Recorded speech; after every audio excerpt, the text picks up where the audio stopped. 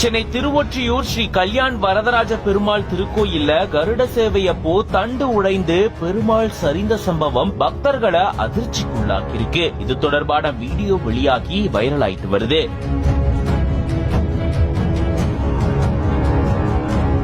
சென்னை திருவொற்றியூர் காலடிப்பேட்டை பகுதியில் இருக்கு பிரசித்தி பெற்ற வரலாற்று சிறப்புமிக்க ஸ்ரீ கல்யாண் வரதராஜ பெருமாள் திருக்கோயில். இந்த கோயில்ல பிரம்மோற்சவ திருவிழா நடந்துட்டு வருது. இதுல கருட சேவை அப்பதான் கருட வாகனத்துல கோபுர வாசல்ல பக்தர்களுக்கு பெருமாள் அருள் பாலித்திருக்காரு. பெருமாளுக்கு அலங்காரம் செஞ்சு கருட வாகனத்துல பெருமாளை வச்சு தூக்கும் போதுதான் திடீர்னு அந்த வாகனத்தினுடைய தண்டு உடைந்து பெருமாள் சரிந்ததா சொல்லப்படுது. இந்த சூழல்ல தான் இது தொடர்பான வீடியோவும் வெளியாகி வைரல் ஆகி வருது. அர்ச்சகர் ஒருவருக்கு லேசான காயம் ஏற்பட்டதா கூறப்படுது.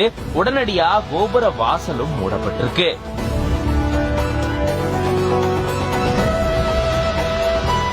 கிட்டத்தட்ட 15 ஆண்டுகளுக்கு அப்புறமா நடந்த கருட சேவைன்னு சொல்லப்படுது.